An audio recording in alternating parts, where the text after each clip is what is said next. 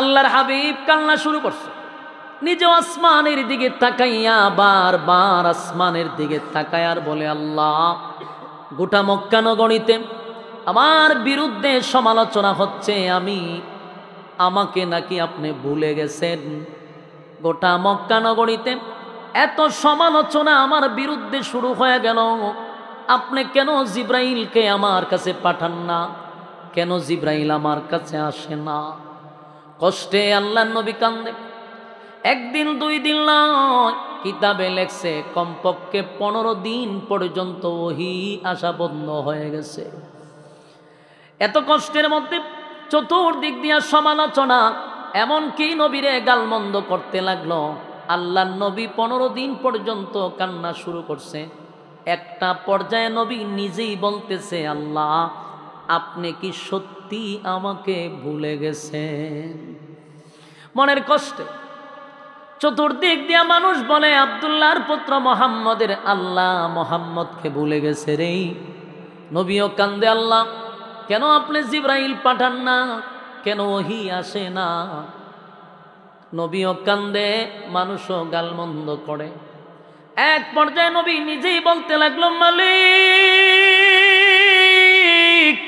আপনি কি সত্যি আমারে ভুলে গেছেন গো? কি এমন অপরাধ আমি করলাম? কেন জিব্রাইলকে আপনি পাঠান না? কেন জিব্রাইল আসে না? মানুষ আমার এত গালমন্দ করে। আল্লাহর পয়গম্বরের চোখ দিয়া পানি একদিন দুই দিন নয়, 15 দিন পর্যন্ত পানি ঝরতেছিল। কান্নায় রাসূল কান্নায় ভেঙে পড়ল, কিন্তু আয়াত নাজিল হয় না। রাসূল কাঁদতে কাঁদতে সকালে দৌড়াইয়া আসমানের দিকে তাকায়া থাকে, বিকালে ঘর থেকে বাহির হইয়া আসমানের দিকে তাকায়া থাকে, কখন রে জিব্রাইল আসবে। একটা পর্যায়ে নবীর কান্না, আল্লাহ বলেন, জিব্রাইল রে, আমার বন্ধুর কান্না আমি বরদাস্ত করতে পারি না। বন্ধু কান্দে। এক পর্যায়ে বন্ধু বলতে লাগলো, আমি নাকি আমার বন্ধুরে ভুলে গেছি। না জিব্রাইল, আমার বন্ধুরে আমি তো ভুলি নাই, আমার বন্ধুরে আমি ভুলতে পারি না। জিব্রাইল পাঠায়া দিল। কতদিন পরে? 15 দিন পরে জিব্রাইল আলাইহিস সালাতু ওয়াস সালাম যখন রাসূলের সামনে হাজির হইছে, সূরা দুহা লইয়া, সুবহানাল্লাহ, এই সূরা দুহা তখন নাজিল হয়। কতদিন পরে? 15 দিন ওহী বন্ধ হওয়ার পরে যেদিন জিব্রাইল আসছে রে, সূরা দুহা নিয়ে আসছে। রাসূল ছিল একটু অভিমান, জিব্রাইলের প্রতি একটু রাগ। 15 দিন কান্নাকাটি করছে, যেহেতু জিব্রাইল আসে না। আজকে যেহেতু জিব্রাইল আসছে, পয়গম্বর বলেন, জিব্রাইল রে, 15 দিন কেন আসলি না? 15 দিন পর্যন্ত কেন আমার কাছে আসলি না?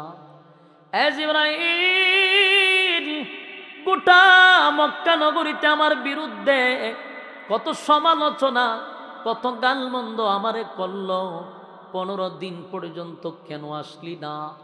জিব্রাইলের প্রতি নবী একটু রাগ দেখাইল, অভিমান করল।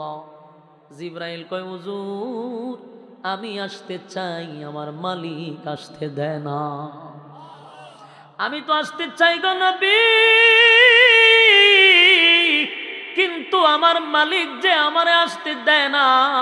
আমার মালিক আমারে নিষেধ করছে না আসার জন্য, তাই তো আমি আসতে পারি না। আল্লাহর পয়গম্বর কান্দে আর বলে, এ জিব্রাইল, কেন রে? আমার মালিক তোমারে আসতে দেয় না? আমার মালিক কি সত্যি আমার প্রতি রাগ করছে? আমার মালিক কি আমার প্রতি অভিমান করছে? কেন আসতে দেয় না?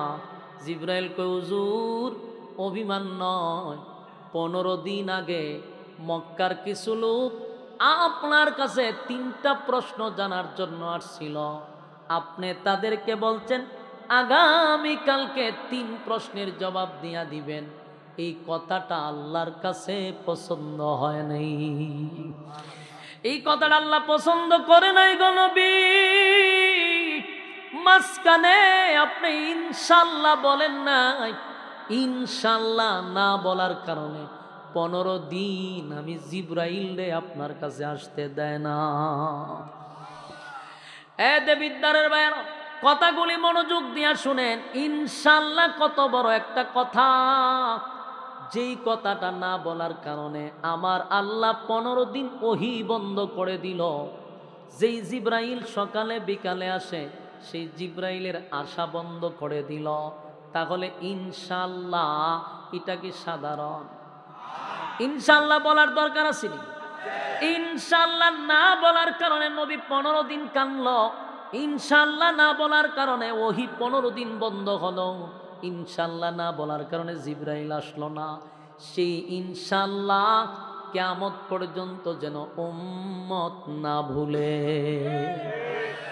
আল্লাহর নবী বলেন, জিব্রাইল 15 দিন পর্যন্ত ইনশাআল্লাহ না বলার কারণে বুঝি তুমি আসো নাই? বলে না নবী গো, আপনার উম্মতি, আপনার যত উম্মতি মুহাম্মদী কিয়ামত পর্যন্ত যত উম্মত আপনার থাকবে, এই ঘটনাটা যেন তারা স্মরণ রাখে। একবার ইনশাআল্লাহ না বলার কারণে 15 দিন ওহী বন্ধ করে দেওয়া হয়, 15 দিন আমারে আশা বন্ধ করে দেওয়া হয়, 15 দিন আপনার চোখের পানি পড়ে। তাই আপনার উম্মত যেন ইনশাআল্লাহ না বলে। বলুন আমরা কি ইনশাআল্লাহ বলবো? কথা কয় না? আমরা কোনো কাজ করতে গেলে সর্বপ্রথম বলবো ইনশাআল্লাহ। আগামীকালকে ঢাকা যাব, মাঝখানে কি হবে? ইনশাআল্লাহ। আমি ঢাকা আগামীকালকে যাব ইনশাআল্লাহ। আগামীকালকে বিবাহ করবেন ইনশাআল্লাহ। কথা হয় না? মাঝখানে ইনশাআল্লাহ না বললে, আপনি যে আগামীকালকে ঢাকা যাবেন মাঝখানে যদি ইনশাআল্লাহ না থাকে, আল্লাহ কয় তুই যে যাইবি কোনো গ্যারান্টি আছে তোর? আমি যদি না চাই তুই কেমনে যাইবি? এই জন্য ইনশাআল্লাহ শব্দের অর্থ হলো আল্লাহ যদি চায়। বলুন ইনশাআল্লাহ শব্দের অর্থ কি? আল্লাহ যদি চায়। আল্লাহ যদি চায় তাহলে ঢাকা যাব, আল্লাহ যদি চায় বিবাহ করব, আল্লাহ যদি চায় রাতের খাবার খাবো। কথা হয় না? এই জন্য মাঝখানে ইনশাআল্লাহ বলা দরকার। এবার আসুন, রাসূলকে রাগ ভাঙাইছে। এবার আল্লাহ বলে, বন্ধু আপনি যে কানলেন আর বললেন আমি আপনারে বুইলা গেছি, আল্লাহর নবী কিন্তু কাঁদছে আর বলছে, মালিক সবাই বলা বলি করে আপনি নাকি আমারে ভুইলা গেছেন। সত্যি কি মালিক আপনি আমারে ভুইলা গেছেন? আল্লাহ তখন সূরা দুহা নাজিল করে, 2টা কসম করে। কয়টা? বলুন কসম কয়টা? এই সূরার শুরুতে 2টা কসম আছে রে। আল্লাহ তখন 2টা কসম করে বন্ধুরে সান্ত্বনা দেয়। সূরাটা পুরা সূরাটাই নবীরে খুশি করার লাগে নাজিল করছে। সুবহানাল্লাহ। পুরা সূরা দুহাটা পয়গম্বরকে বন্ধু সান্ত্বনা দেওয়ার জন্য, বন্ধুরে বন্ধু খুশি করার জন্য এই সূরা দুহা নাজিল করে। আল্লাহ 2টা কসম করছে, 2টা কসম। শুরুতেই আল্লাহ বলেন ওয়াদ-দুহা, দিনের আলোর কসম।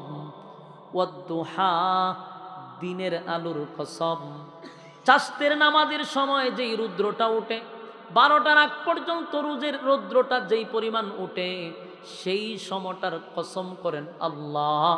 ওয়াদ-দুহা, দিনের আলোর কসম, দিনের আলোর কসম। এরপর আল্লাহ বলেন ওয়াল-লাইলি ইযা সাজা, আল্লাহ বলেন রাতের অন্ধকারের কসম। যেই সময়ে রাত্রিটা নিঝুম হয়ে যায় সেই সময়ের কসম। ওয়াল-লাইলি ইযা সাজা, রাতের অন্ধকারের কসম।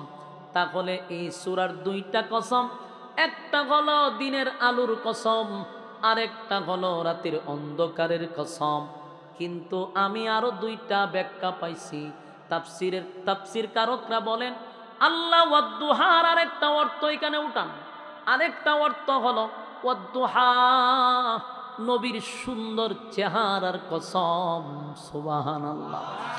আল্লাহ কয় ওয়াদ-দুহা দিয়া আরেকটা ব্যাখ্যা হলো আপনার সুন্দর উজ্জ্বল চেহারার কসম। নবীর চেহারা কত সুন্দর, যেই নবীর চেহারা নিয়ে আল্লাহ কসম করছে। সুবহান, আমার নবীর চেহারা কত সুন্দর।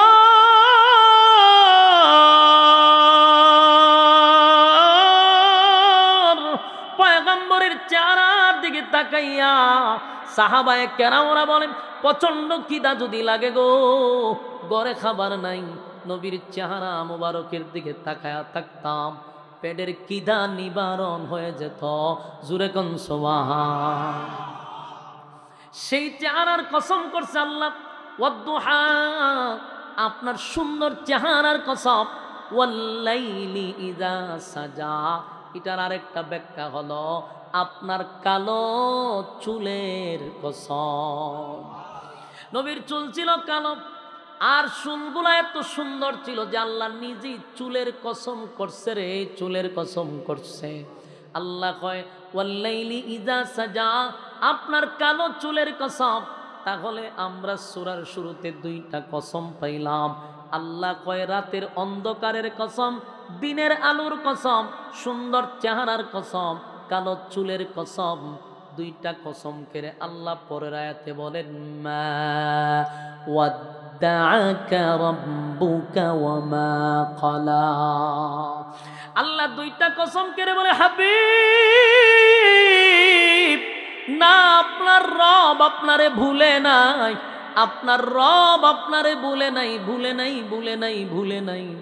আপনার রব আপনাকে আগে যেই ভালোবাসছে, এখনো বাসে, ভবিষ্যতও বাসবে। মা ওয়াদ্দাআকা রাব্বুকা ওয়া মা ক্বালা, আপনার রব আপনারে ভুলে নাই, আপনার রব আপনার প্রতি অসন্তুষ্ট হয় নাই। জুরে কোন সুবহান। আল্লাহ রাব্বুল আলামিন বন্ধুরে খুশি করতেছে, ভালো করে কথাগুলি একটু দিলের কান লাগায় শুনেন।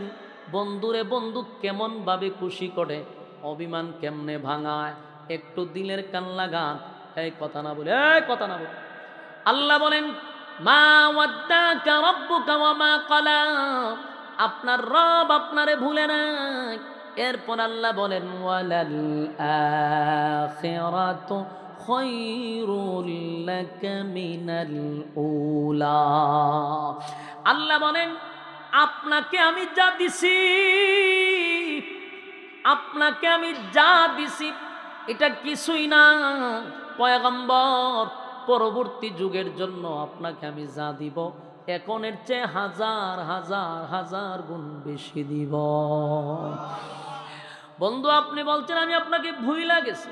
না বন্ধু না, আপনারে বলি নাই।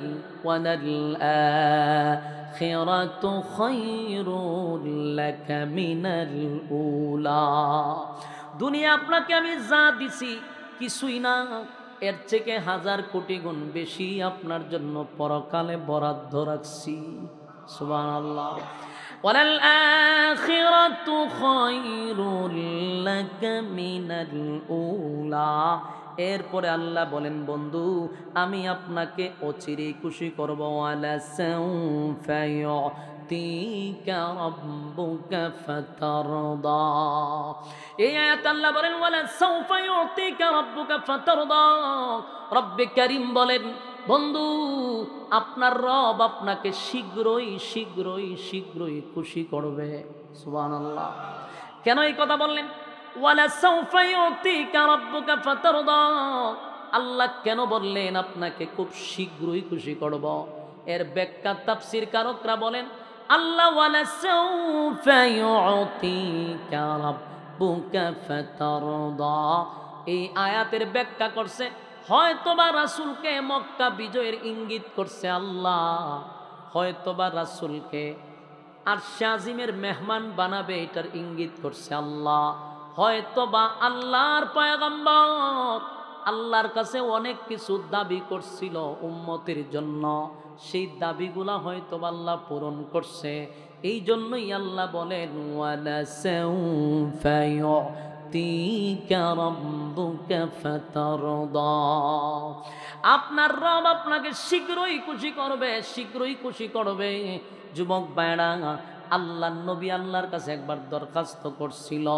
দরখাস্তটা হলো মালিক আপনি বলছেন আমারে খুশি করবেন, আমার একটা উম্মত যদি জাহান্নামের ভিতরে থাকে গো, আমি নবীরে আপনি খুশি করতে পারবেন না। চিৎকার দিয়া কোন সুবহান। আমার নবীর কত মায়া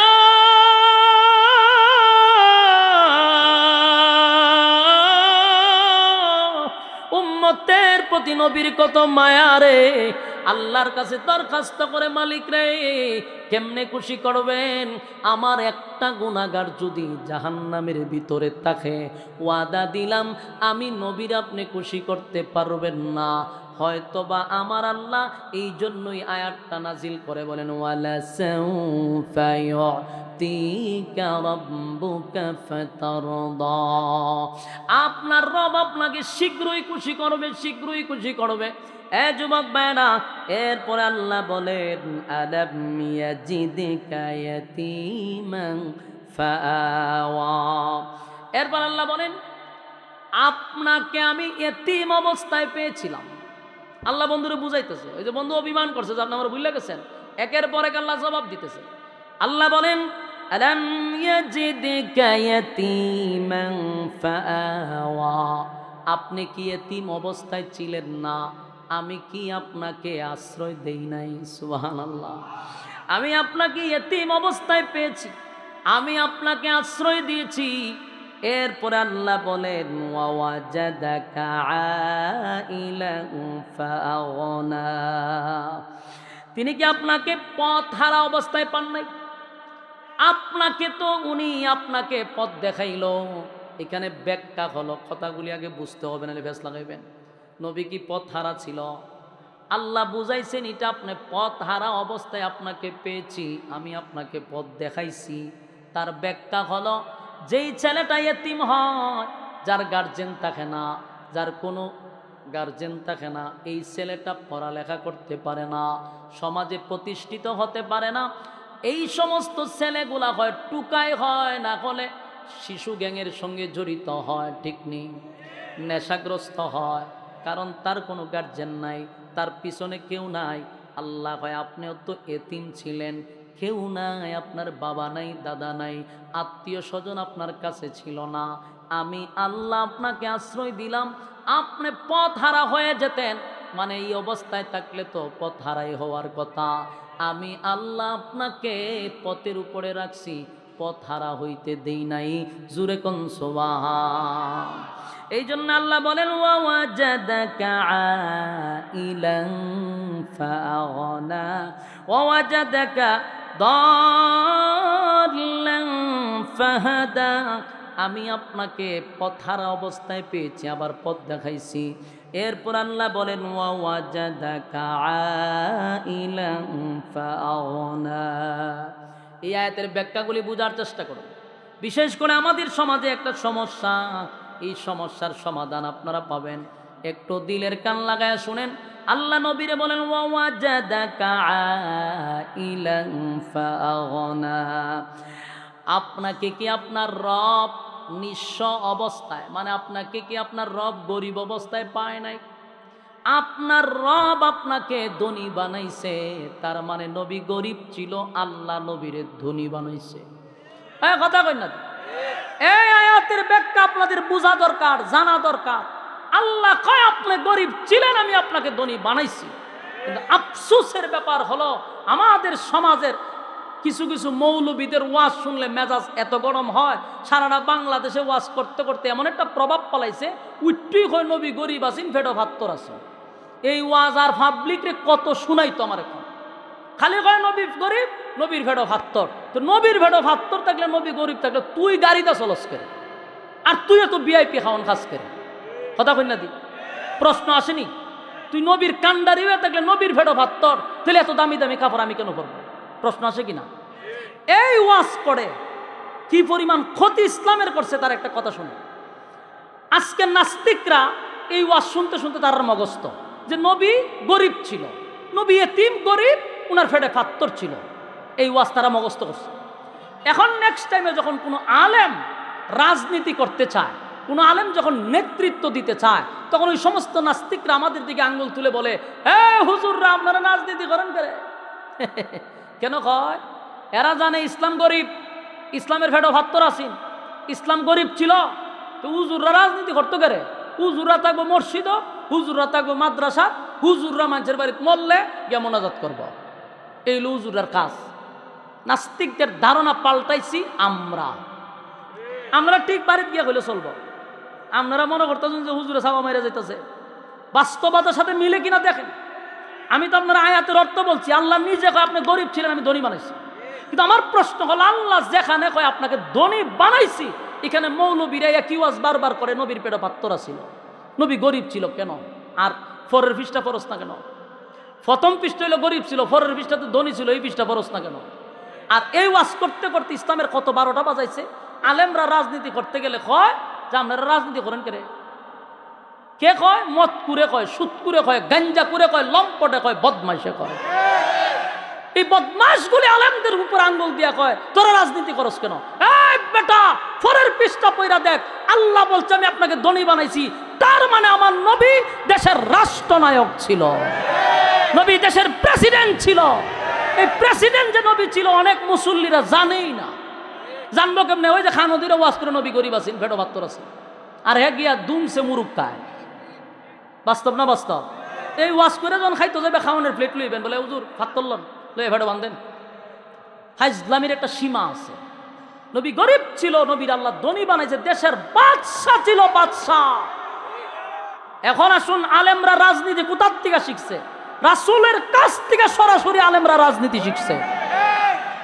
এদেশের লম্পট বদমাশগুলি আমাদেরকে বলে আলেমরা কোথার থেকে রাজনীতি শিখছে। এই বেটা, তুই কোথার থেকে রাজনীতি শিখছস? আলেমরা তো রাজনীতি শিখছে সরাসরি আল্লাহ রাসূল থেকে। ইতিহাস শিক্ষা নেওয়া দরকার। এদেশের রাসূল দেশের প্রেসিডেন্ট ছিল, হযরত আবু বকর দেশের প্রেসিডেন্ট ছিল, হযরত উমর দেশের প্রেসিডেন্ট ছিল, হযরত আলী দেশের প্রেসিডেন্ট ছিল, হযরত উসমান দেশের প্রেসিডেন্ট ছিল।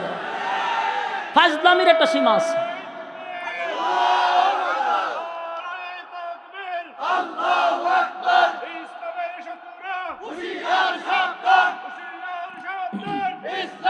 সম্মানিত সুধী, এখন প্রশ্ন হইল, এই ওয়াজ এতদিন শুনছেন, এটাও ঠিক আছে, ফেলে পাথর বাঁধছে সত্য, কিন্তু এর পরের পৃষ্ঠা যান।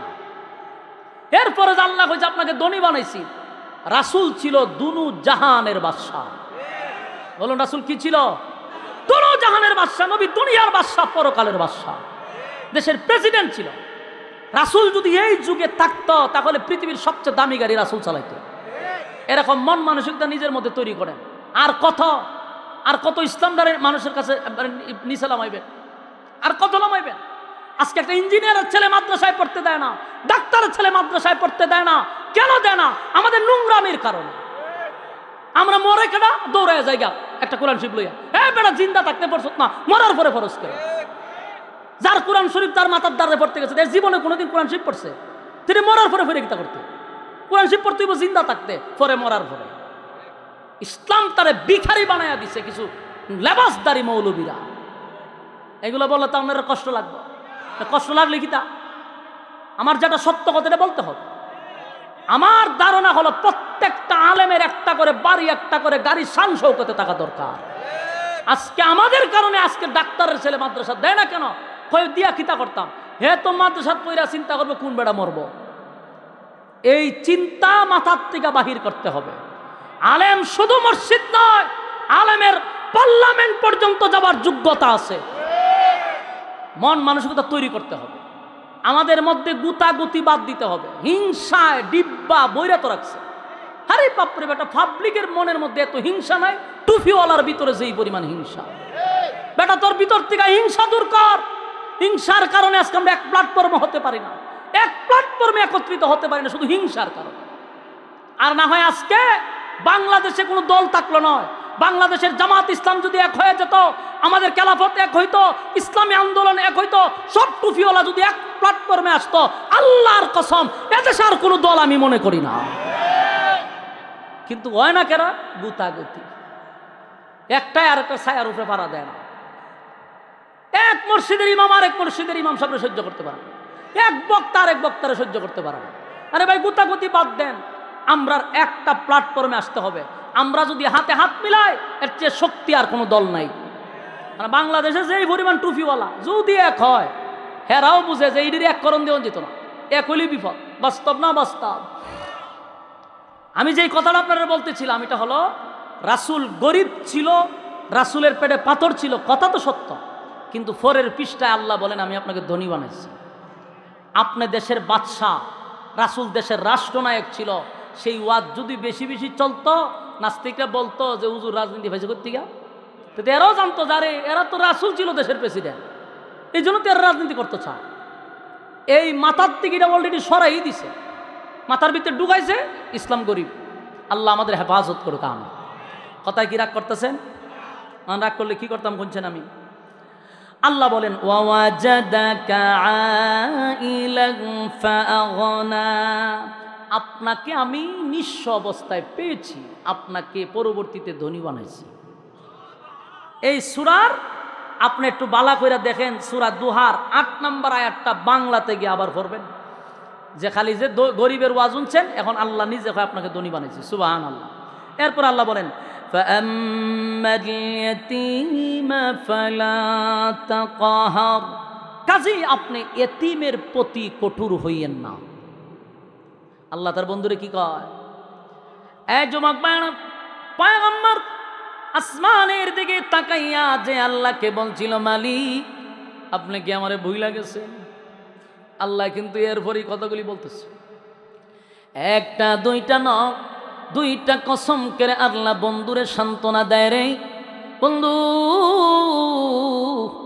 আমি কিন্তু আপনারে ভুলি নাই। আপনি এতিম ছিলেন, আমি আপনার আশ্রয় দিছি। আপনি পথ হারা হয়ে যেতেন, আমি আপনাকে পথ দেখাইছি। বন্ধু আপনি নিঃস্ব ছিলেন, আপনাকে ধনী বানাইছি, তখনই বলি নাই, আর এখন বুঝি বলুন কেমনে গো? আপনি বললেন আমি আপনাকে ভুলে গেছি, আপনার পিছু আমি তখনই ছাড়ি নাই, আর এখন বুঝি ছেড়ে দিব না। আমি আপনাকে ভুলি নাই, আমি আপনাকে বলতে পারি না। সুবহানাল্লাহ। বন্ধু রে বন্ধু সান্ত্বনা দেয়।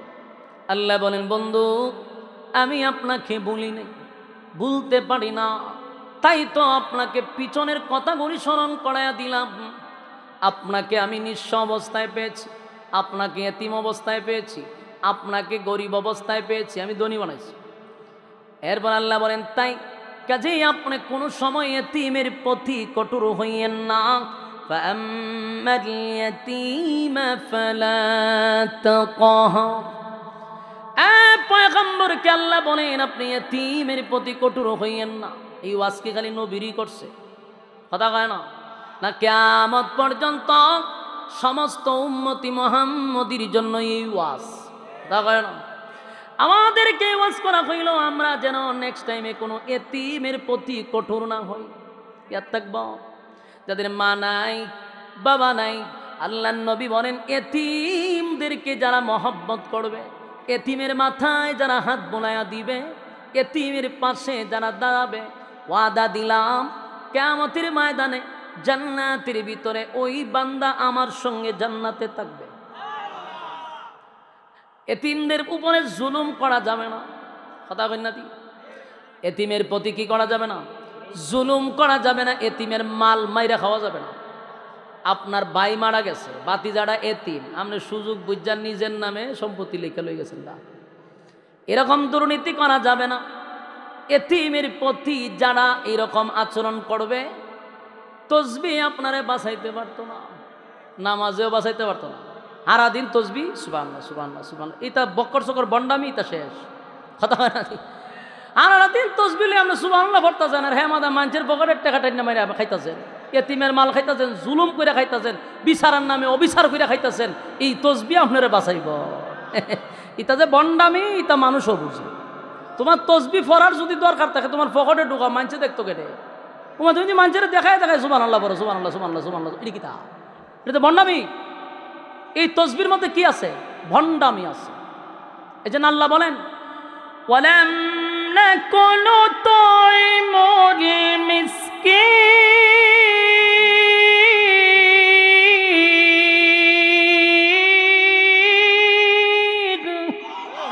আল্লাহ বলেন মিসকিন যারা, এতিম যারা, এদের মাল মাইরা খাওয়া যাবে না, এদের পাশে দাঁড়াইতে হবে। ইয়াদ থাকবো না আপনারা? না এর সুযোগ পাইয়া, দুর্বল পাইয়া যদি সমস্ত সম্পত্তি আপনার নামে লিখে নেন, হাসরের মাঠে তসবিহ বাঁচাইতে পারবে না, নামাজ বাঁচাইতে পারবে না। কারণ কিয়ামতের মাঠে আল্লাহ হবে ইনসাফওয়ালা বিচারক। দুনিয়া তুমি যে বেইনসাফি বিচার করছো, টাকার কারণে দুর্বল মানুষের বিচারটা তুমি ঘুরাইয়া দিছ, সবল মানুষ দোষী হওয়া সত্ত্বেও তারে তুমি নির্দোষ বানাইছ বান্ডিলের কারণে। বাস্তব না বাস্তব? সমাজের যে বিচার, বিচারকদেরকে বলছি হাসরের মাঠে আল্লাহর সামনে দাঁড়াইয়া হিসাব দিতে হবে। তুমি যে বিচার করছো এটা কোন ধরনের বিচার? 10 মিনিটের বিচার তারে 3 সপ্তাহ ঘুরায়। বাস্তব না বাস্তব? 3 সপ্তাহে 3 বার ফকরে দেখা করন লাগে। আল্লাহ বলেন মালিকি ইয়াউমিদ্দিন, কিয়ামতের কঠিন ময়দানে আমি আল্লাহ যখন বিচারক হয়ে যাব, সেদিন কিন্তু উপায় থাকবে না, সমস্ত বেইনসাফি মানুষগুলা ধরা পড়বে। কথা কয় না? বেইনসাফি মানুষগুলা ধরা পড়বে। দুনিয়ার জমিনে অনেক মানুষ আল্লাহর সামনে দাঁড়াইব, আল্লাহ জিগাইব কিরে 60 বছরের সময় দিলাম, এক তোর আমলনামার মধ্যে গোলামি পাইলাম না। কয় আল্লাহ এটা কি কন? আমি তো 5 ওয়াক্ত মসজিদে নামাজ পড়ছি, আমি তো কেন্দ্রীয় মসজিদ উবাইদ সাহেবের পিছনে নামাজ পড়ছি। বাস্তব না বাস্তব? 5 ওয়াক্ত দিন নামাজ পড়লাম, তো নামাজ দিন নাই, ওইটা নামাজ কি আমার লেগে পড়ছস? লোক দেখাইবার লেগে পড়ছস, লোক দেখানো হয়ে গেছে, এলে তোর আমলনামার মধ্যে নামাজ নাই। অসংখ্য নামাজিরা নামাজ পড়ার পরেও কিন্তু হাসরের মাঠে নামাজ লেখা নাই। এর একটা কারণ হলো নামাজ পড়ছ মানুষকে বুঝাইতে যে তুই নামাজি, তুই যে শয়তানের খারাজিল কি এটা যেন মানুষ না বুঝে, এই জন্য নামাজ দিয়া তুই ডেকে রাখছিস। এরপরে আল্লাহ আমি তো সারাটা দিন রাস্তাঘাটে যে হানো বইতাম সবখানে তসবি পড়তাম, তো তসবির আমলটা হইডও নাই, কারণ এইটাও পর্যন্ত মানুষে দেখাবে লিগা। এটাও তোর ছিল মানুষকে বোঝানোর জন্য যে আমি জালেম না, আমি বালা মানুষ। তসবির নিচে যে তুই কত খারাপ এটা মানুষে জানতো, কিন্তু বলতে পারতো না। কেন বলতে পারতো না? তুই জালেম, তুই নির্যাতন করবি। আল্লাহ বলে কিয়ামতের কঠিন ময়দানে অসংখ্য জালেমরা বলবে আল্লাহ নামাজ পড়ছি, রোজা রাখছি, হজ করছি, যাকাত দিছি, নামের আগে আমি হাজি লাগাইছি, কিন্তু আমি যে ফাজি এটা গ্রামের মানুষ জানতো। নাম পালাইছে হাজি, দেশাইয়া যে ফাজি সবাই জানে, কিন্তু ভয়ে আমারে ফাজি বলার সাহস ছিল না। আল্লাহ কয় সেই সমস্ত ইবাদত আমার জন্য করস নাই, লোক দেখানোর জন্য করছস। দুনিয়া দিয়া দিছি, দেখা লোকে তোরে কইছে যে না মাশাআল্লাহ লোকটা ভালো, এটা বইলা দিছি। আমার কাছে এখন কিছু নাই। যুবক ভাইয়েরা, সেদিন আল্লাহ বলবে জাহান্নামীরা যাবে একমাত্র এতিমের মাল মাইরা খাওয়ার জন্য, এতিমের মাল আত্মসাৎ করার জন্য। কথা কয় না? আসেনি মাল মাইরা খায়নি, আমি যা কইতেছি তা কি সত্য নি না এমনি বানায় কইতেছি? আল্লাহর কসম, কোরআনের আয়াত, ওয়ালাম নাকু নুতঈমুল মিসকিন। হাসরের মাঠে মিসকিনের মাল, এতিমের মাল, গরিবের মাল যারা মাইরা খাইছে, খাইছিনি 16 বছর খাইতে খাইতে খাইতে খাইতে লেপটিনটা শুদ্ধা খাই লিছে।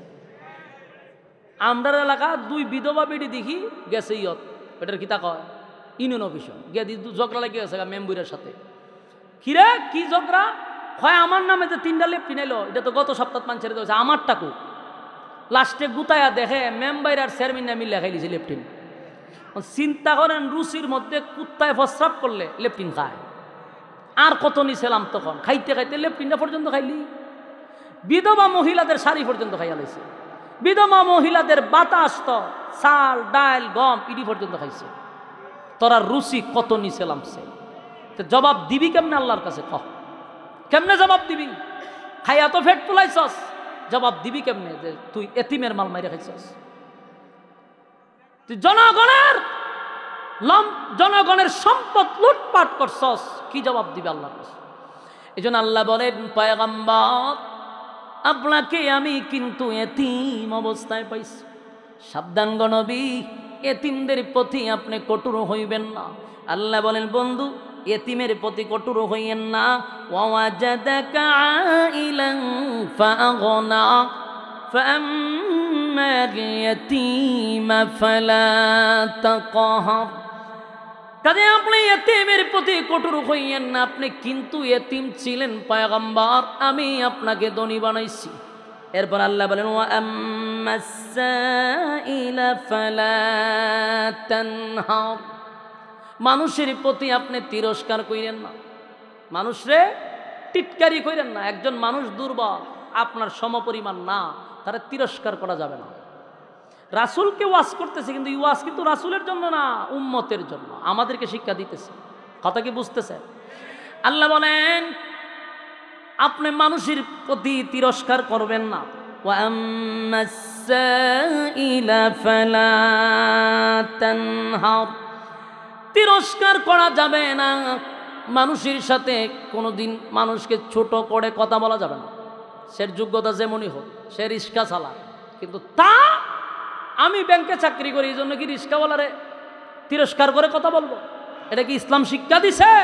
ইসলাম শিক্ষা দেয় না।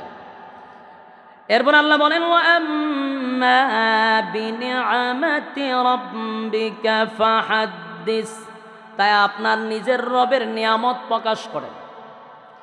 যুবক ভাইরা আমার, আল্লাহ রাব্বুল আলামিন বন্ধুরে অভিমান ভাঙানোর জন্য, বন্ধুর রাগ ভাঙানোর জন্য এই সূরাটা নাজিল করে। দুইটা কসম করে, ওয়াদ্দুহা দিনের কসম, ওয়াল্লাইলি ইযা সাজা রাতের কসম।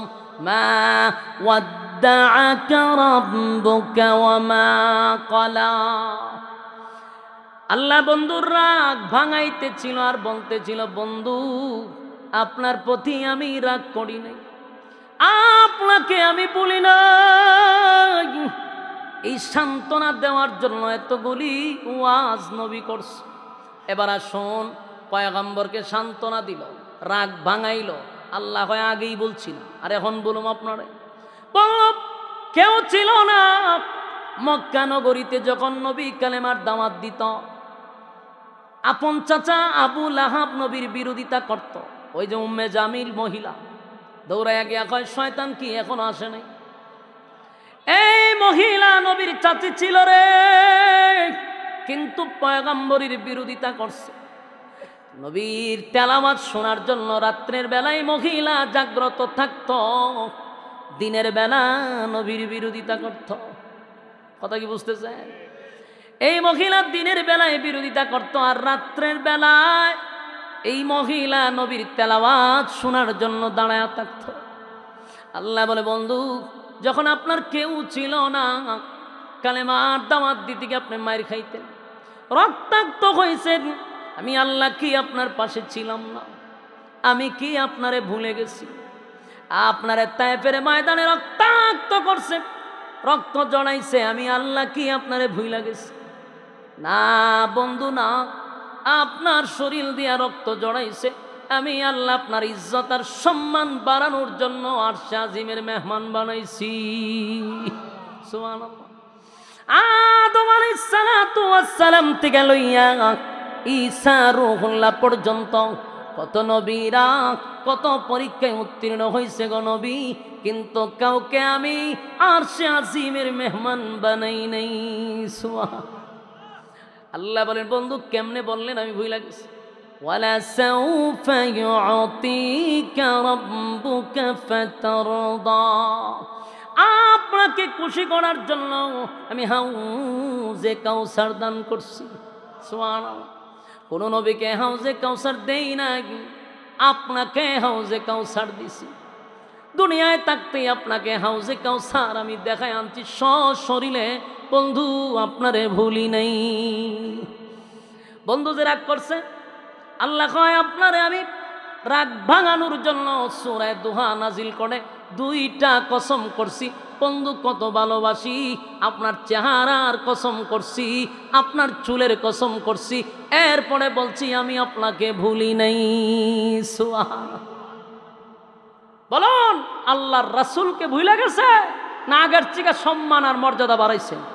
ওয়ালাল আখিরাতু খায়রুল লাকা মিনাল উলা, আমি আপনার সম্মান আর মর্যাদা এখনকার চেয়ে পরবর্তীতে আরো বাড়াইয়া দিছি। সুবহানাল্লাহ। তো আল্লাহ রাব্বুল আলামিন এই সূরা নাজিল করার অনেকগুলা কারণের মধ্যে একটা কারণ উল্লেখ করেন। আমি আপনাদেরকে যতটুকু সময় পাইছি এতটুকু বোঝানোর চেষ্টা করছি। বাকি সময়ের অভাব, আমি এদেরকে বলে রাখছি 9:15 পর্যন্ত আমার কথা, অলরেডি 9:15 ক্রস করতেছি। আর আমি আশ্চর্য হইলাম যে আপনারা যাই হোক এখন মৌমাছির মতো মনোযোগ সহকারে কথাগুলি শ্রবণ করতেছিলেন। আলহামদুলিল্লাহ।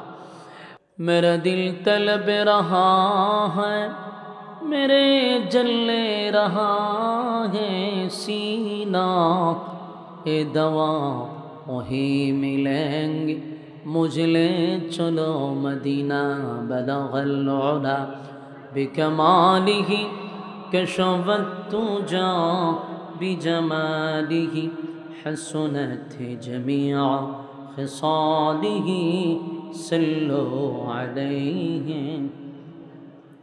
আলহামদুলিল্লাহ। কুমিল্লা জেলার অন্তর্গত দেবিদ্বার থানার কুশাইগাজী বাড়ির উদ্যোগে আয়োজিত আজকের তাফসীরুল কোরআন মাহফিলের সম্মানিত যিনি সভাপতি জনাব মোহাম্মদ আব্দুল হক খোকন সাহেব, আজকের মাহফিলের প্রধান অতিথি জনাব আলহাজ মোহাম্মদ মঞ্জুর হোসেন সৌদাগর, বিশিষ্ট ব্যবসায়ী, চট্টগ্রাম। আজকের মাহফিলে আরও আছেন আলহাজ মোহাম্মদ লুৎফুর রহমান লিলু সাহেব। আজকের মাহফিলে আলোচনা করবেন হজরত মাওলানা মোহাম্মদ মাহমুদুল হাসান সাহেব। আজকের মাহফিলে আলোচনা করবেন হজরত মাওলানা ক্যারি আব্দুল কাইয়ুম মিয়াজি সাহেব। সাউন্ড প্রথম ঠিক ছিল, একটু কমান, বেশ দিয়েন না। আজকের মাহফিলে আলোচনা করছেন হজরত মাওলানা সিদ্দিকুর রহমান সাহেব। এতক্ষণ আপনারা আলোচনা শুনছিলেন দেবিদ্বার ইসলামিয়া ফাজিল ডিগ্রি মাদ্রাসার সম্মানিত অধ্যাপক হজরত মাওলানা আবুল বাশার মিয়াজি সাহেব। এছাড়াও অসংখ্য অতিথিবৃন্দ, মুআজ্জাজ মুকাররম হজরত উলামায়ে কেরাম, উপস্থিত তরুণ যুবক ভাইয়েরা, মুরব্বিয়ানে আজম, আওয়াজ যতটুকু দূরে যায় অবস্থানরত পর্দানিশী মা ও বোনেরা, সকলকে আমার অন্তরস্থল থেকে জ্ঞাপন করছি মোবারক শুকরিয়া আদায় করছি, যিনি আমাদেরকে দুনিয়ার সমস্ত ফিতনাত থেকে হেফাজত করে অসংখ্য মানুষের মাঝখান থেকে যাচাই বাছাই করে নির্বাচিত করে পছন্দ করে দিনই একটা মজলিসে আসার বসার তৌফিকটুকু দান করেছেন। এই জন্য শুকরিয়া আদায় করছি আলহামদুলিল্লাহ। কথা না বলি, লক্ষ কোটি দুরুদ এবং সালাম আল্লাহর সৃষ্টির প্রধান আকর্ষণ জনাবে মুহাম্মদুর রাসূলুল্লাহ সাল্লাল্লাহু আলাইহি ওয়াসাল্লামের উপর। সম্মানিত সুধী, আমি লক্ষ্য করেছি রাস্তাঘাটে অনেক মানুষ, দোকানপাটে অনেক মানুষ অনর্থক নিষ্প্রয়োজনে সময় নষ্ট করতেছেন। মেহেরবানি করে আমরা প্যান্ডেলের ভিতরে চলে আসি। এখানকার যুবকরা অক্লান্ত পরিশ্রম করে রাতকে দিন করে সুন্দর একটি আয়োজন আপনাদেরকে উপহার দিয়েছে। তিনি কিছু কথা আপনাদেরকে শোনানোর উদ্দেশ্যে দূর দূরান্ত থেকে উলামায়ে কেরামদেরকে ইনভাইট করে এনেছে। আপনাদের উচিত দুনিয়ার সমস্ত কাজ থেকে ফারেক হয়ে এই দ্বীনি মজলিসে বসে যাওয়া। অত্যন্ত গুরুত্বপূর্ণ একটি মজলিস, ফজিলতপূর্ণ একটা মজলিস। যতক্ষণ প্যান্ডেলের ভিতরে থাকব গুনাহ না হওয়াটাই সম্ভব। প্যান্ডেলের বাহিরে গেলে গুনাহ হওয়া সম্ভব, তাই গুনাহমুক্ত পরিবেশে আমরা বসে যাই। আর মেহেরবানি করে আপনারা কথা বললেন না ভাই, সময় কম। ওই যে পোলাপানগুলো আশেপাশে দাঁড়ায় রয়েছে কথা বলতেছে, ভিতরে আসলে আসেন, নাহলে বাহিরে চলে যান, কথা বললেন না প্লিজ। সবচেয়ে বিরক্ত হইল কথা বলা। মেহেরবানি করে আপনারা কথা না বলেন। আমি বিনয়ের সাথে বলবো প্যান্ডেলে চলে আসুন। যতক্ষণ বসা থাকবেন, আল্লাহর রাসূল বলেন নাজালাত আলাইহিমুস সাকিনা, দ্বীনি মজলিসে যারা বসা থাকে উপর থেকে সাকিনা রহমত নাজিল হয়। আসিনি সুবহানাল্লাহ, আসিনি থাকলে কইেন, নয়েজ যাতে না দেয় আরেকটু কমান। আমি আপনাদের সামনে মহাগ্রন্থ আল কোরআনের একটা কমপ্লিট সূরা তেলাওয়াত করছি। এই সূরাটাকে সামনে রেখে আমরা কথা শুনবো ইনশাআল্লাহ। একটু কমান, বেশ কমান। যেহেতু সময় খুব কম, আমার পরে আরও দুইজন আলোচক আছে। আমিও আপনার এখান থেকে আবার আরেক জায়গায় যেতে হবে। আমার হবিগঞ্জে গিয়ে যুবকরা দাওয়াত দিয়ে আসছে, অনেক দূর গেছে, তারা গিয়া তারপরে দাওয়াত দিছে, অত্যন্ত মহব্বত করে আমাকে এখানে আনছে। আপনারা সময়টা রাস্তায় নষ্ট না করে এখানে চলে আসুন। যতক্ষণ কথা বলবো আমরা কথা বলবো কোরআন থেকে ইনশাআল্লাহ। আপনারা আরামের ঘুম হারাম করে ব্যবসা বাণিজ্য বন্ধ করে এখানে বসছেন গিচ্ছা শোনার জন্য, কাল্পনিক গল্প শোনার জন্য, তাহলে কথাগুলি দিলের কান লাগায়া শ্রবণ করতে হবে ইনশাআল্লাহ। সূরা দোহা নাজিল হয়েছে মক্কাতুল মুকাররমায়। নাজিল হওয়ার অনেকগুলা কারণ আমি পেয়েছি, যেগুলাকে তাফসিরের ভাষায় বলে শানে নজুল। এর অনেকগুলা শানে নজুল আছে। এই সূরাটা কেন নাজিল হলো, নাজিলের প্রেক্ষাপটটা কি ছিল, কেনই আল্লাহ নাজিল করলো সূরাটা, আমরা এই বিষয়টা একটু বোঝার চেষ্টা করি। রাসূল আরবি সাল্লাল্লাহু আলাইহি সাল্লাম অসুস্থ ছিল। তো অসুস্থতার কারণে কন্টিনিউ যে একটা তাহাজ্জুদের নামাজ রাসূল পড়তেন, ওটা আর পড়তে পারতেছে না অসুস্থতার কারণে। এর মধ্যে ওহী আসাও বন্ধ, এটা একটা কারণ। কারণ ওহীটা সাধারণ কোনো বিষয় না, এটা রাসূলের উপর যখন নাজিল হতো রাসূলের শরীরে কম্পন সৃষ্টি হতো। তাই হয়তো বা রাসূল অসুস্থ থাকার কারণে ওহী কিছুদিনের জন্য বন্ধ ছিল। তো কন্টিনিউ তাহাজ্জুদে রাসূল উঠতে পারতেন না। তো তাহাজ্জুদের নামাজে যদি রাসূল উঠতেন তখন কিন্তু তেলাওয়াত করত। আর এই তেলাওয়াত শোনার জন্য অনেক বেঈমানরা রাত জাগ্রত থাকতো, রাতে জায়গা থাকতো রাসূলের তেলাওয়াত শোনার জন্য। সুবহানাল্লাহ আসেনি? আপনারা কোনা না কোনটা লাগাইতে একটু কয়ে লইবেন। আমি তো আপনাদের পরিচিত, ঠিক না? দেবীদার তো আমি থেকে গেছি, তো আমি তো নতুন কেউ না, বাসার তো মনে বুঝেন। যদিও মাঝে মধ্যে বাইপাসে কিছু হবিগঞ্জে বাসা আসে, তো চাইলে তো শুদ্ধ করে বলতে পারবো না, এটা আমার আঞ্চলিকতা চলে আসে। তো বুঝেন যেহেতু আমার সাথে একটু আওয়াজ দিন, হ্যাঁ না বললে আমি বুঝি যে বাসা বুঝতেছে। আর আপনি আর একটু কমান, কয়বার কমো, সাউন্ডারে মিষ্টি করেন, একদম সফট। তো এই রাসূল সাল্লাল্লাহু আলাইহি সাল্লাম যখনই তেলাওয়াত করত, কিছু সংখ্যক মানুষ রাত্রে জাগ্রত থাকত রাসূলের তেলাওয়াত শোনার লেগে। রাসূলের প্রতিবেশী সবচেয়ে কাছে ছিল হইল আবু লাহাবের বাড়িটা। তো রাসূল যখন তেলাওয়াত করতে উঠত তখন আবু লাহাবের বউ রাত্রে জায়গা তেলাওয়াত শুনত। রাসূল তো অসুস্থ, তেলাওয়াতও করতে পারতেছে না, এই মহিলা শুনতেও পারতেছে না। তার একটা মানে এখানে একটা রাগ, একটা ক্ষোভ যে আমি রাত্রে জাগ্রত থাকি, তার তেলাওয়াত শুনতে পারি না। কিন্তু দিনের বেলা আবার রাসূলের বিরোধিতাও করে। 3-4 দিন যখন চলে গেছে, একদিন রাসূলের কাছে গিয়ে হকিও মুহাম্মদ, তুমি আগের মতো এখন আর তেলাওয়াত করো না, ঘটনা কি? তোমার কাছে যে একটা শয়তান আসতো এটা আসে না? আপনারা কি নাউজুবিল্লাহ বাড়িতে গিয়ে হইবেন? আমি আপনারা লক্ষণ বালা দেখতেছি না। রাসূলকে বলছে যে আপনার কাছে যে একটা শয়তান আসতো এটা কি আসে না? তার মানে জিবরাইলকে বলছে। এই মহিলা কিন্তু বেয়াদব মহিলা, খুব খারাপ মহিলা। আবু লাহাবের বউ মানে রাসূলের আপন চাচি, সে রাসূলের প্রতি খুব ঝাড়তেছে, অথচ রাসূল অসুস্থ, এই কারণে উঠতে পারে না। আর আল্লাহর একটা হিকমত, যদি রাসূল প্রতিদিনই তাহাজ্জুদ পড়তো, প্রতিদিনই কন্টিনিউ চালায়া যেত, তাহলে আমরার লেগে বিপদ আছে, আমাদের উপরে তাহাজ্জুদ ওয়াজিব হয়ে যেত। এই জন্য আল্লাহ মাঝখানে রাসূলের গ্যাপ দিছে। যদি গ্যাপ না দিত তাহলে খবর আছে, বাধ্যতামূলক তাহাজ্জুদ পড়তে হইতো। তো এখন এটা একটা কারণ হইতে পারে, অসুস্থতার কারণে ওহী বন্ধ হয়ে গেছে, এটা একটা কারণ হইতে পারে। আরেকটা কারণ যেটা উল্লেখযোগ্য, এটা হলো রাসূল তো একত্ববাদী খোদার দাওয়াত দিত। আর তখন মক্কা নগরীতে দল আসিল অনেকগুলা, দ্বিত্ববাদী, তৃতীয়বাদী, বহুবাদী। দ্বিত্ববাদী 2 খোদা, তৃতীয়বাদী 3 খোদা, বহুবাদী বহু খোদা বিশ্বাস করত। আর রাসূল দাওয়াত দেয় একত্ববাদী খোদা। এই মক্কার কিছু মানুষ রাসূলের কাছে বারবার এই বিষয়টা নিয়ে মুখামুখি হয়েছে যে আমাদের সমাজে বাপ দাদার ধর্ম আমরা পালন করতেছি, আমাদের মধ্যে একটা সমাজ নিয়ে আসি, আমাদের পূর্বপুরুষদের ধর্ম পালন করে আছি, সেটার মধ্যে আছি, তুমি মাঝখানে একত্ববাদীর খোদার দাওয়াত দাও, আমাদের বংশের মধ্যে ফাটল সৃষ্টি করতেছ, আমাদের মিল মহাব্বত তুমি নষ্ট করতেছ। এটা নিয়ে রাসূলের সাথে অনেকবার মুখামুখি হয়েছে যে আমরা তো খুদা মানি, উপর একজন খুদা আছে আমরা বিশ্বাস করি, কিন্তু উনার আবার সাথী সঙ্গী আছে। রাসূল বলেন যে কোনো সাথী সঙ্গী নাই, লা ইলাহা ইল্লাল্লাহ, আল্লাহ ছাড়া কোনো মাবুদ নাই, কোনো ইলাহ নাই। আর এরান করতে হইল আল্লাহ একজন আছে ঠিক আছে, কিন্তু বাকি উনার সাথী সঙ্গী আছে। সাথী সঙ্গী কারা? নিজের হাতে যেগুলা বানাইছে।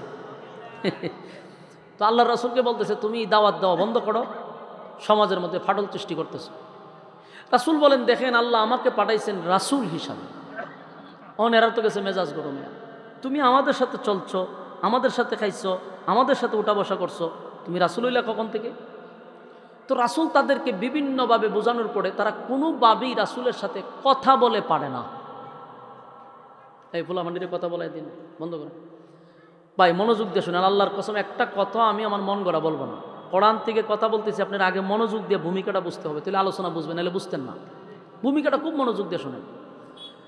এরা যখন রাসূলের সাথে কয়েকবার মুখামুখি হয়েছে, কিন্তু রাসূলের সাথে কথা বলে পারে না, তারা কোনো না কোনো জায়গায় আটকা পড়ে যায়। শেষে মক্কার মানুষরা নিজেরাই বলতে লাগলো যে শুনো, আব্দুল্লাহর পুত্র মুহাম্মদের সাথে কথা বলতে গেলে আমাদের আসমানি এলেমের যোগ্যতা লাগবে, দুনিয়াবি এলেম দিয়ে তার সাথে মোকাবেলা করার মতো আমাদের যোগ্যতা নাই। তার সাথে কথা বলতে গেলে কি লাগবে? আসমানি এলেম লাগবে, কারণ তার কাছে যে ওহী, তার কাছে যে এলেম আছে এটা হলো আসমানি এলেম। তাদের মধ্যে যারা পণ্ডিত, তাদের মধ্যে যারা তাওরাতের আলেম, এরা কিন্তু এই বক্তব্যটা দিচ্ছে। এরা বুঝতে পারছে যে তার সাথে যে আমরা কথা বলি আমরা তো পারি না, আমরা তো আটকা পড়ে যাই, কারণ এই এলেম কোথার থেকে আসে? কথা হয় না, আসমানি এলেম। এই জন্য দেখবেন এটার একটা প্রভাব আমাদের মধ্যে আছে, আপনারা একটু খেয়াল করবেন। আমরা বাংলাদেশে 16 বছর যে একটা ঘটনা দেখছি, টকশুতে আলেমকে ডাকা হইতো কথা বলার জন্য, একজন আলেমকে ইনভাইট করতো, বাকি 5টা নাস্তিক থাকতো। বাস্তব না বাস্তব? আমি একটা জিনিস, আপনারা তো টকশু দেখছেন, আর আমি একটা জিনিস সবসময় চিন্তা করতাম যে আলেম একজন, রামবাম 5টা বসায় রাখে, ঘটনাটা কি? তখন আমার ওই কথা ইয়াদ দিল যে রাসূলের যুগেও বেঈমানরা রাসূলের সাথে কথা বলতো, রাসূল একজন, এরা যাইতো 10-15 জন, কিন্তু কোনোভাবেই রাসূলের সাথে কুলায় উঠতে পারে না, কারণ রাসূলের কাছে আসমানি আলেম। এ যুগের আলেমদের কাছেও আসমানি আলেম থাকার কারণে 10টা নাস্তিকেও টকশুতে একজন আলেমের সাথে পাল্লা দিয়ে পারে না। বাস্তব না বাস্তব? দেখেন টকশুতে এই কতগুলা নাস্তিক বইতো, কক কক কক কক কইরা আস্তাটা টকশু গরম করতো, আর আমাদের ওলামায়ে কেরাম মাঝখানে একটা কথা কইতো, ফেস দিয়ে বসে থাকতো, কোনোভাবে এরা উড্ড করতে পারতো না, কারণ এটা আসমানি এলেম। আর এরা যে এলেম নিয়ে আলেমদের কাছে যায়, একটা সময় এরা 5 জনে মিলেও একজন আলেমকে গায়েল করতে পারে না। বাস্তব না বাস্তব? ঠিক মক্কার মানুষ বুঝতে পারছে যে না, কাম হইতো না, তখন এরা আবার মিটিংয়ে বসলো, কি করা যায়, তার সাথে মোকাবেলা করব কিভাবে? তখন এদের মধ্যে একজন বলল শোনো, তার সাথে কথা বলতে গেলে আসমানি এলেম যারা জানে তাদেরকে দিয়ে কথা বলাইতে হবে। তারা কারা? ও মক্কা নগরীতে তাওরাতের আলেমের সংখ্যা কম, কিন্তু মদিনাতে তাওরাতের আলেমের সংখ্যাটা বেশি। খুব প্রয়োজনে আমরা মদিনায় যাব, সেখান থেকে আয়ার করে আমরা তাওরাতের আলেম নিয়ে আসব, তারপরে মুহাম্মদের সাথে কথা বলব। এরা 8-10 জন লোক 400-450 কিলোমিটার দৌড়াইয়া গেছে মদিনায়। মদিনায় গিয়া তাওরাতের কিছু পণ্ডিত, তারা ছিল ইয়াহুদি, ইয়াহুদিদের কাছে গিয়া বলল যে দেখেন, আমরা মক্কার সবচেয়ে প্রভাবশালী লোক আপনার কাছে আসছি একটা সমস্যার সমাধানের জন্য। কি সমস্যা? বললো আমাদেরই বংশের, আমাদেরই রক্তের, আমাদেরই বাতিজা, সে নতুন এক ধর্ম নিয়ে আসছে এবং আমাদের সাথে চললো, আমাদের সাথে খাইলো, আমাদের সাথে উঠলো, আমাদের সাথে বসলো, হঠাৎ করে সে নিজেকে রাসূল দাবি করে। এখন এর দ্বারায় প্রভাব পড়ছে কি, আমাদের আত্মীয়তার বিচ্ছিন্ন হয়ে গেছে, সম্পর্ক নষ্ট হয়ে গেছে, ফাটল সৃষ্টি হয়ে গেছে। এর সুষ্ঠু একটা সমাধান চাই, আমরা মক্কার থেকে আসছি, আপনারা যেহেতু তাওরাতের আলেম। মক্কার ইয়াহুদিরা বলল আচ্ছা, যার কথা তোমরা বলতেছো ওনার নাম কি? বললো যে ওনার নাম হইল মুহাম্মদ। এরা কিন্তু ইয়াহুদিরা বলতেছে কিন্তু তাওরাতের কিতাবের দিকে তাকায়া তাকায়া, আচ্ছা তাহলে ওনার বাবার নাম কি? কয় আব্দুল্লাহ। আচ্ছা ওনার মার নাম কি? আমেনা। বলে হ। উনি কি কুরাইশ বংশের? বলে হ। ওনার দাদা কি আব্দুল মুত্তালিব ছিল বলে? হয়। এরা সব তাওরাতে তাকায় তাকায় বলতেছে, এরা ঠিক উত্তরগুলো দিতেছে। এবার তাওরাতের আলেমরা তাওরাত রেখে বলল, শুনো, আমরার মদিনার থেকে মক্কায় যাওয়ার আর দরকার নেই, এত দূর গিয়া টকশু করার কোনো প্রয়োজন নেই। এরাও বুঝতে পারছে যেখানে গিয়ে আবার ওই শারিয়ার কবিরের মতো হেনস্থা করে ছেড়ে দিব। বাস্তব না বাস্তব? চিন্তা করলাম যে না, আমরা যাওয়া সম্ভব না। তখন বলল, শুনো, আমরা তাওরাত রিসার্চ করছি, প্রচুর স্টাডি করছি, আমরা যতটুক পাইছি, তোমরা এখান থেকে গিয়া আব্দুল্লাহর পুত্র মোহাম্মদকে 3টা প্রশ্ন করবা। যেরকম কয়টা? 3টা প্রশ্ন করবা। যদি উনি 3টা প্রশ্নের জবাব দিতে পারে, তোমরা বুঝবা উনি আল্লাহর পয়গম্বর, এর মধ্যে কোনো সন্দেহ নাই। আর তোমাদের উচিত তখন কালেমাটা ফইরা ইমান আনা। মক্কার মানুষ কয়, যেইলাও এই খদু, আমরা মক্কার থেকে আইলাম, এটার বিরুদ্ধে একটা ব্যবস্থা নিবার লেগে। আর তাওরাতের আলেমরা হয় আমরা বলে কালেমা ফিরে ইমান আনতাম। হতে আমরা আবার মানেটা কি তা? কারণ মক্কার যে লোকগুলা গেছে, আপনারা কি বুঝেন, এরা বুঝছে না রাসুলদের রাসুল হিসেবে আসছে। আপনারা আওয়াজ দিতেই তো ভাই, একটা বক্তার কথা বলার আগ্রহ, শ্রোতা তৈরি করতে হয়। এক তো আপনাদের শ্রোতা কম, আর আমি এটাও বুঝতে পাই না, যতবার দেবিদ্যায় আসছি, এই জন্য দেবিদ্যারে আমি প্রোগ্রাম রাখি না। মনে কষ্ট নিয়েন না, সারা বছরে হয়তো 1টা 2টা প্রোগ্রাম আমার দেবিদ্যার থানায় দেখেন। অথচ আপনার এলাকায় আমি থেকে গেছি, বাংলাদেশের টেকনাফতে তেঁতুলিয়া আমার দৌড়া শেষ। আপনাদের দোয়ায় দেশের বাহিরেও প্রোগ্রাম করি। কিন্তু কষ্ট একটাই, দেবিদ্যার আসলে বলে শ্রোতারা এরকম করে কেন, এটা আমার মনে একটা কষ্ট রয়ে গেছে। এই জন্য দেবিদ্যার পুরাই বাদ দিয়ে দিছে। যেখানে কদর নাই সেখানে না যাওয়া ভালো। সারা দেশে গেলে এই যে বাদ মাগরিব করেছি আপনারা এক জায়গায়, বিশাল মানুষের সমাগম, কিন্তু দুঃখ এক জায়গায়। এখানে আসলে কেন এই অবস্থাটা হয়? এই দুঃখে প্রোগ্রাম রাখেন। তো যাই হোক, এরপরে যারা বসছেন মহব্বত করি তো বসছেন। এখন আমি যে কথা বলতে যে আপনারা যদি কাউন্টার না দেন, তাহলে আমি বুঝতেছি আমার কথা বুঝতেছেন না, আর একটা কথার আগ্রহ বাড়ে না। এই জন্য একটু হা না কইয়ের। আর আইডাও জানি বাড়ির গরু গাড়ার গাছ কেন থাইকে গেছি আলমপুর, হারা জীবন দেখছেন বইয়া চা খাইছে দোকানো, তুই বেড়ার প্রতি একই নাই তো কেমনে? এর লেগে অনেক কেডা বাস করে কসবা এই বাসাবি কদার তো বহুত উঁচু আছে, এটা বেশ কি মেরে বেড়েন জায়গা। তো যাই হোক, যারাই বসছেন আমি মনে করি সবচেয়ে বেশি মহব্বত করেন আমারে, এই জন্য ব্যস্ততা রাইখা আসছেন। তবে আমিও যেহেতু বসছেন, একটা কথাও কোরআনের বাহিরে বলবো না। আমি কোনো সময় গল্প বলিও না। যেদিন থেকে আজকে 8-9 বছর হয়েছে মারো, কোনো দিন আমি কোনো মাহফিলে গিচ্ছা বলি নাই। যতটুকু পারি নিজে স্টাডি করে কথা বলি। এই জন্য আপনারা এটা নিশ্চিত থাকেন যে গল্প বলবো না। তবে আমার সাথে একটু হানা বলতে পারবেন তো, তাহলে আমার কথা বলার আগ্রহটা বাড়বে। দেখেন, এই যে মক্কার লোক গেছে 10-12 জন, এরা কিন্তু নিজে নিজেও জানে যে উনি যে একজন আল্লাহর পয়গম্বর, এটার মাথায় আছে। কিন্তু এরা কত জোর করে ওনারা বাতিল করে দিতাম। কথা বুঝতেন না? মানে মুড কত হইল যে না, আমরা এটা মানতে রাজি না, আউট করতে হবে। কিন্তু দেখা যায় মদিনার পণ্ডিতরা কয় আপনারা মাইনা নেন। এটা আর খুব মাইন্ডে লাগছে। শেষে আর কি করবো, এখন আর তো কিছু করার নাই। 10-15 জন গেছে মক্কায়, গিয়া আর একটা টিম লইয়া রাসূলের পাশে বসছে। কয়, মোহাম্মদ তোমার কাছে একটা কথা বলার জন্য আসছে। কি কথা? আমরা সিদ্ধান্ত নিছি যে তুমি যেহেতু আমাদের ভাতিজা, আমাদেরই বংশে, তোমার সাথে দূরত্ব সৃষ্টি করে লাভ নাই, আমরা মিল্লামিশা চলি। তুমি যে দাওয়াত দেও, এটা যদি আমাদের যুক্তির ভিতরে বনে, তাহলে আমরাও তোমার কালেমা পড়ে ঈমান আনবো। কত সুন্দর কথা না? দুষ্ট লোকের কথা হয় মিষ্টি। এত সুন্দর করে রাসূলের সামনে বসে বলছে। রাসূল চিন্তা করলো, সর্বনাশ, মক্কার সব মাথায় পড়ছে, এরা যদি কালেমা পড়ে তে আমার আর দিনের রাস্তায় কাজ করতে বাধা দেখে। রাসূল কয়, সর্বনাশ, তাহলে তো ভালো। তা আপনারা কি জানতেছেন আমার কাছ থেকে? এখন আমাদের কিছু জানার আছে। ওই যে পণ্ডিতে 3 প্রশ্ন শিখাই দিছে। প্রথম প্রশ্ন হলো রূহ সম্পর্কে। দ্বিতীয় প্রশ্ন হলো, একজন বাদশা ছিল, গোটা পৃথিবী রাজত্ব করছে, ঘোড়ার উপরে সোয়ার করে, মাশরিক থেকে মাগরিব পর্যন্ত দৌড়াইছে।